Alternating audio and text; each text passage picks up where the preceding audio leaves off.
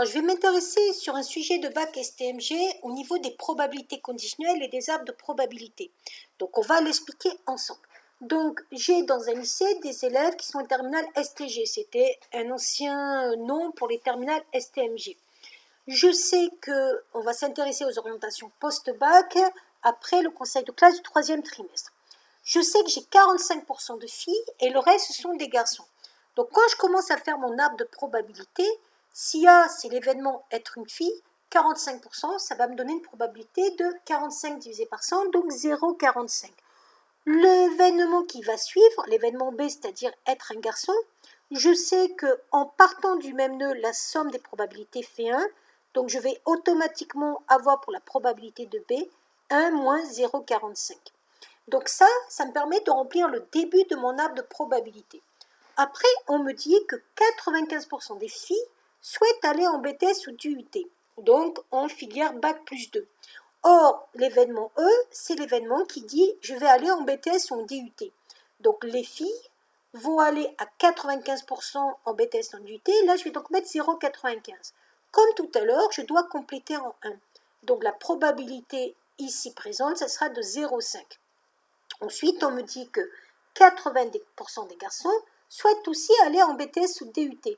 Donc parmi les garçons, je vais donc prendre une probabilité de 0,90. En complément, je vais donc avoir 0,10 pour l'autre branche. Donc ça, on a déjà rempli l'arbre de probabilité et ça va nous servir pour la suite. Alors pourquoi? Parce que pour la suite, on va vous demander quelle est la probabilité d'avoir l'événement A inter E. Alors qu'est-ce que c'est que l'événement A inter E? C'est à la fois avoir une fille et à la fois un élève qui va aller en BTS ou DUT. A inter E, ça correspond à ce chemin-là. On va donc prendre le principe multiplicatif qui nous dit que pour avoir la probabilité de A inter E, je fais le produit des probabilités des branches, c'est-à-dire 0,45 fois 0,95.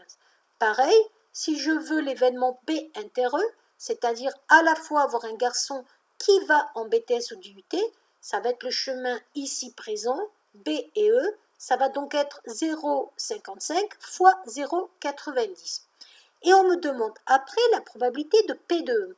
Mais si je regarde pour aller à E, j'ai deux chemins qui vont à E, le chemin A inter E et le chemin B inter E, avec des chemins qui ne peuvent pas se produire en même temps. On ne peut pas avoir à la fois un garçon qui va en BTS DUT et une fille qui va en BTS DUT pour la même personne.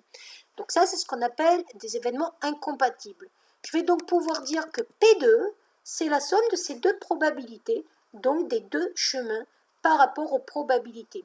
Ça me donne une probabilité de 0,9225. Et la dernière question, qui est assez classique, on vous demande la probabilité de A sachant E, c'est-à-dire probabilité d'avoir une fille, sachant que vous avez un élève de BTS DUT. Et on note ça sous la forme A sachant E. Donc, ça veut dire que votre univers maintenant n'est plus l'ensemble de tous les élèves, mais juste les personnes qui sont en BTS et DUT. Donc, je vais diviser par P de E et je vais prendre la probabilité de A inter E. Et vous pouvez faire pareil si vous voulez la probabilité que ce soit un garçon, sachant que vous êtes en BTS et DUT.